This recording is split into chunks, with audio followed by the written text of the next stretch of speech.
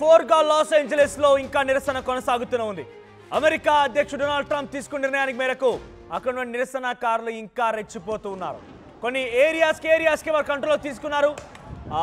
Offices ని తగలబెట్టేస్తున్నారు. ప్రభుత్వ రంగ కార్యాలయాలకు నిప్పంటిస్తున్నారు. రోడ్లపైన పెద్ద ఎత్తున పోలీస్ వాహనాలను నిప్పంటిస్తున్నారు. రోడ్డు పైన ఒక ప్రభుత్వ రంగ సంస్థకు సంబంధించిన వాహనం కానివ్వండి, ఆఫీస్ కానివ్వండి, వస్తువు ఏది కనిపించినా దానికి నిప్పంటించేస్తున్నారు. ఇప్పటికే 2,000 మంది నేషనల్ గార్డ్స్ అక్కడ మోహరించి ఉన్నారు.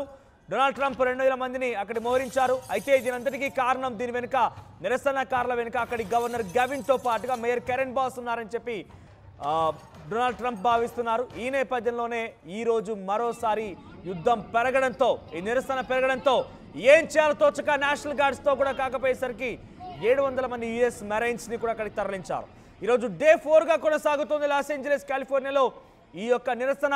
సుమారుగా ఇప్పటికే చాలా పరిసర ప్రాంతాలని మొత్తం కూడా తన అదుపులోకి తీసుకున్నారు అక్కడ నిరసనకారులు. ఒకసారి మనం ఎక్కడి నుంచి వచ్చారు ఈ నిరసనకారులు, ఎలా జరుగుతోంది అని చూస్తే కనుక 1968లో లాస్ ఏంజలస్లోకి తూర్పు ప్రాంతంలో విద్యా సంస్థ నుంచి 15,000 మంది మెక్సికన్ అమెరికన్ విద్యార్థులు వాకౌట్ చేసి ఆందోళనకు దిగారు.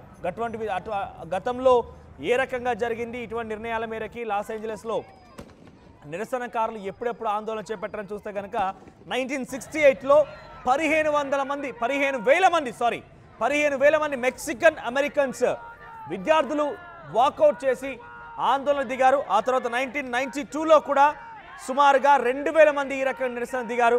ఆ తర్వాత 2000 సంవత్సరంలో కూడా సుమారుగా సగానికి పైగా నగర కేంద్రం మొత్తం కూడా అట్టుడికిపోయింది. ఇప్పుడు తాజాగా 2025లో డొనాల్డ్ ట్రంప్ ఏం చేస్తున్నారు?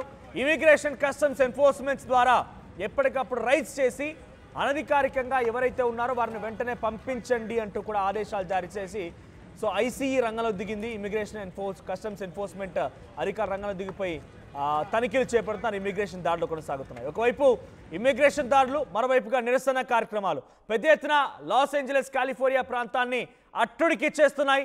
ఎక్కడ చూసినా ఒక మారణహోమం సృష్టించబడుతోంది. డొనాల్డ్ ట్రంప్కి వ్యతిరేకంగా నినాదాలు చేస్తున్నారు. ట్రంప్కి వ్యతిరేకంగా ఆందోళన చేపడుతున్నారు. నడి రోడ్డు పైన పోలీసు వాహనాలు తగలబెడుతున్నారు. నడి రోడ్డు పైన అక్కడికి వచ్చినటువంటి పోలీసు అధికారుల పైన మారణహోమం సృష్టిస్తున్నారు. రాళ్ళు రువుతున్నారు, నిప్పంటించే ప్రయత్నం చేస్తున్నారు. 4వ రోజుకు చేరింది, ఇంకా ఏమాత్రం కూడా కంట్రోల్లోకి రాలేదు.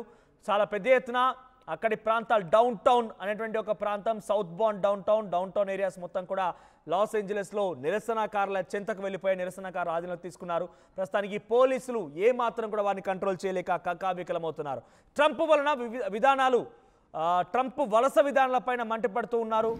నేషనల్ గార్డ్స్ మోహరించినటువంటి అంశాన్ని తప్పుబట్టినటువంటి గవెన్ అండ్ కెరెన్ బాస్, అక్కడి మేయర్ అండ్ పైపెచ్చు గవర్నర్ ఇద్దరు కూడా ఈ విషయాన్ని తప్పుపడుతూ నిర్ణయం తీసుకున్నారు. పెద్ద ఎత్తున సోషల్ మీడియా వేదిక కూడా ఒకరిపై ఒకరు పెద్ద ఎత్తున విరుచుకుపడుతున్నారు. అటు గవెన్, కెరెన్ బాస్ అండ్ ట్రంప్ మధ్య సోషల్ మీడియా యుద్ధం కొనసాగుతోంది. ఇక 2,000 మంది యొక్క నేషనల్ గార్డ్స్ మోహరింపుని తప్పుపడుతున్నటువంటి సమయంలో మరో 700 మంది యుఎస్ మెరైన్స్ రంగంలో దించారు. వారంతా full time professional military personals. వారు రంగంలో దిగిన తర్వాత పరిస్థితి ఎలా ఉంటుందో అర్థం చేసుకోండి. కాల్పులు జరుపుతున్నారు, టియర్ గ్యాస్ ప్రయోగిస్తున్న నిరసనకారుల పైన పెద్ద ఎత్తున ఆందోళన కలిగించే విధంగా వారంతా కూడా దాడులు చేస్తున్నారు. అయితే ట్రంప్ ఒక ట్వీట్ చేశారు. ఇక్కడ governor Gavin Newsom, mayor Karen Bass should be saying thank you president Trump, you are so wonderful, we would be nothing without you. ఇటువంటి ట్వీట్ చేయాల్సింది వాళ్ళు. మీరు చేయడం వల్లే మేము ఇక్కడ ఉన్నాము, thank you for everything.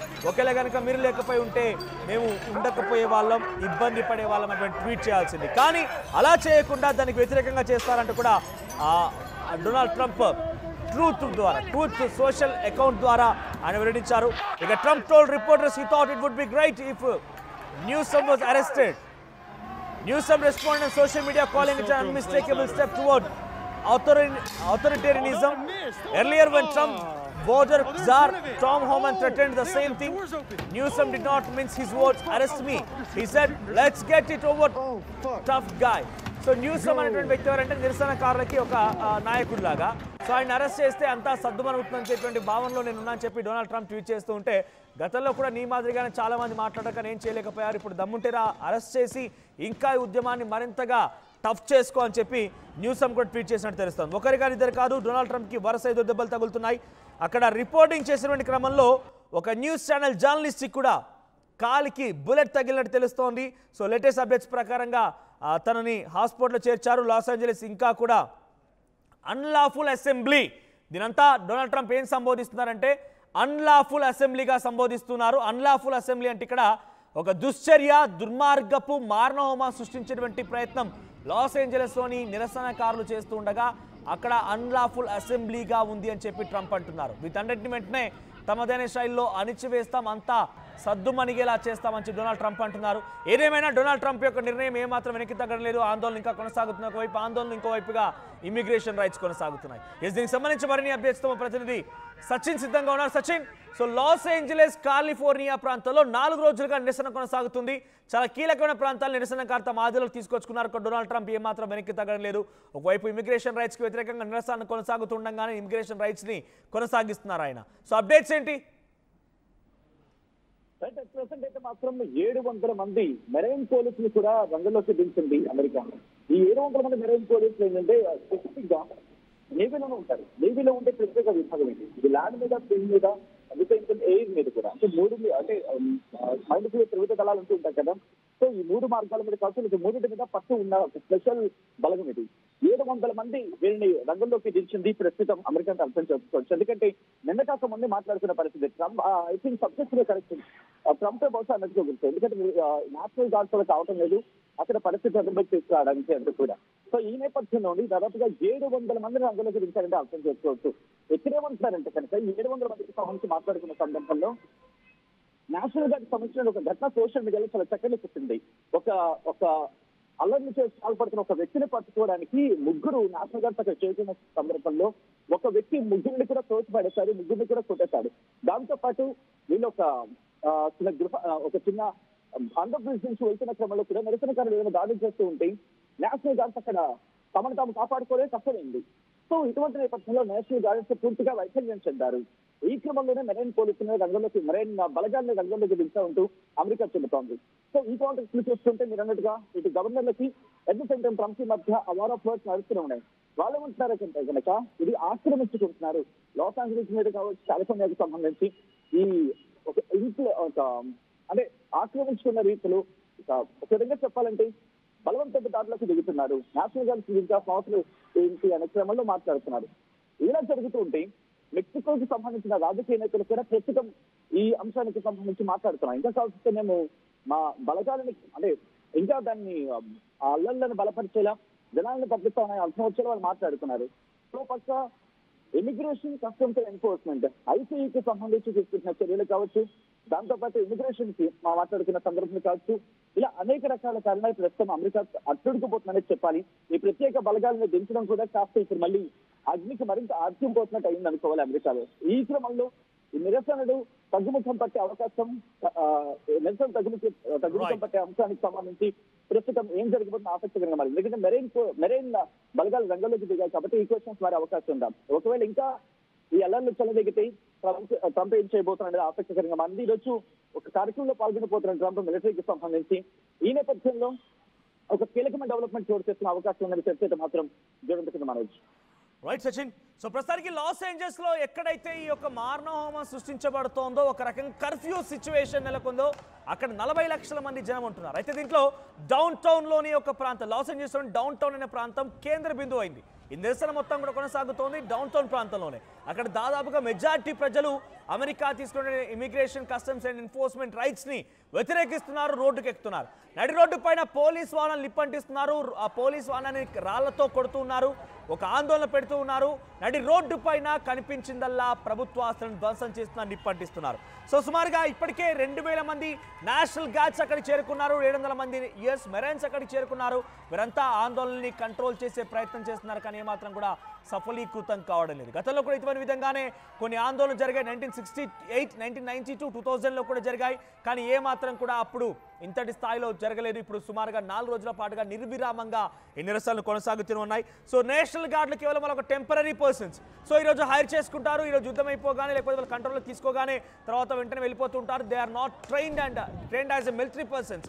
So national guards ఏమాత్రం కంట్రోల్ చేయలేకపోతున్నారు ఉద్దేశంతో అక్కడికి ప్రస్తుతానికి యుఎస్ మెరైన్స్ రంగంలో దిగారు. వాళ్ళు కూడా ఈ స్థాయిలో ఏమాత్రం చేయలేకపోతున్నారు. టియర్ గ్యాస్ ప్రయోగిస్తున్నారు, పెద్ద ఎత్తున స్మోక్ వదులుతున్నారు, రబ్బర్ బుల్లెట్స్ ఉపయోగిస్తున్నారు, ఒక టియర్ గ్యాస్తో పాటుగా వాటర్ స్ప్రే చేస్తున్నారు. ఎంత జరిగినా ఏం చేసినా ఏ మాత్రం కూడా లాస్ ఏంజలస్లోనే ప్రజల్ని మాత్రం అడ్డుకోలేకపోతున్నారు. ఇక్కడ ఒకటే రీజన్, మెక్సికా ఇతరత్ర ప్రాంతాల నుంచి ఇటువైపుగా చాలా మంది అక్రమ వలసదారులు చొరబడ్డారు, అమెరికా నివాసం ఉంటున్నారు, కొన్ని ఏళ్ల నుంచి వారంతా అక్కడే ఉంటున్నారు. కానీ ఎప్పుడు లేనటువంటి విధంగా ఇప్పుడు ఇమిగ్రేషన్ అండ్ ఎన్ఫోర్స్మెంట్ రైట్స్ జరగడంతో వారంతా ఇబ్బందులు గురవుతున్నారు. సో వారంతా వెళ్ళిపోవాలి అని చెప్పి కాళ్ళు చేతులు కట్టి పంపించాలి అమెరికా సంబంధించినటువంటి ప్రభుత్వం యొక్క వ్యవహార శైలి చూస్తున్నారు. కాబట్టి తమదాకా రాకమునిపే ప్రతిఘటించాలని ఒక ఆలోచనతో ప్రతిఘటిస్తున్నారు. అయితే 101 ఫ్రీ వైఫైకి వెళ్ళి దిగ్బంధించారు చాలా మందిని కూడా. స్టేట్ పెట్రోలింగ్ అధికారులు వచ్చి వారిని ఖాళీ చేయించారు కూడా. అక్కడి సమీపంలోని 4 స్వీయ డ్రైవింగ్ కార్లకి ఆందోళనకారులు నిప్పండించినట్టు తెలుస్తోంది. నేషనల్ గార్డులు ఉపసంహరించుకోవాలని వెంటనే డొనాల్డ్ ట్రంప్కి కాలిఫోర్నియాకి సంబంధించిన గవర్నర్ గవిన్ న్యూసమ్ లేఖ రాశారు. కానీ డొనాల్డ్ ట్రంప్ ఆ నేషనల్ గార్డ్స్ వెనక్కి తీసుకోవడం కాదు కదా, మరికొంతమంది యుఎస్ మెరైన్స్ కు రంగంలో దించి నిరసనకారుని తొక్కి పెట్టండి, అణచివేయండి, ఇమిగ్రేషన్ రైట్స్ కొనసాగించాల్సిందే, ఎట్టి పరిస్థితుల్లో వెనక్కి తగ్గేదే లేదు, ఇమిగ్రేషన్ రైట్స్ చేపట్టాల్సిందే, అనధికారికంగా ఉంటే వారిని గమనించి కాళ్ళు చేతులు కట్టేసి అక్కడి నుంచి వారిని పరుగులు పెట్టించాల్సిందే, వారిని అరెస్ట్ చేయాల్సిన లక్ష్యంతో డొనాల్డ్ ట్రంప్ ముందుకెళ్తున్నారు. అయితే లాస్ ఏంజలస్ దాదాపుగా డొనాల్డ్ ట్రంప్ చేతిలో నుంచి చేజారినట్టయింది. అటు అమెరికా మాజీ అధ్యక్షురాలు కమల్ హ్యారిస్ కూడా, వైస్ ప్రెసిడెంట్ కమల్ హ్యారిస్ కూడా దీన్ని తీవ్రంగా వ్యతిరేకిస్తున్నారు. ఇంకా రెచ్చగొట్టేటువంటి చర్య ఉంది, కానీ డొనాల్డ్ ట్రంప్ దీనికి ఒక ముగింపు పలకడైనటువంటి వ్యాఖ్యల్ని వాళ్ళంతా చేస్తున్నారు. సో అక్కడ లాస్ ఏంజలస్ కాలిఫోర్నియా ప్రాంతాల్లో రిపబ్లికన్స్ కాకుండా డెమోక్రాట్ల అధికారంలో ఉండడంతో ఆ సెనేటర్లు కూడా వ్యతిరేకిస్తున్నారు. సో డొనాల్డ్ ట్రంప్ యొక్క తీరును వాళ్ళంతా కూడా తప్పుపడుతున్నారు. ఫెడరల్ గవర్నమెంట్ ఇక్కడ యాక్షన్ రంగంలోకి దిగి వీళ్ళందరినీ కూడా కంట్రోల్ చేసే ప్రయత్నంలో భాగంగా బుల్లెట్స్ని ప్రయోగించడం, టియర్ గ్యాస్ని ప్రయోగించడం, సామాన్య ప్రజలపైన ఉక్కుపాదం మోపే ప్రతి చర్యను కూడా తప్పుపడుతున్నారు. డొనాల్డ్ ట్రంప్కి ఒక రకంగా ఇక్కడి నుంచే అగ్గి రాజుకుందని చెప్పాలి. డొనాల్డ్ ట్రంప్కి తలపోటుగా మారింది లాస్ ఏంజలస్లోని ఈ ప్రస్తుత పరిస్థితి.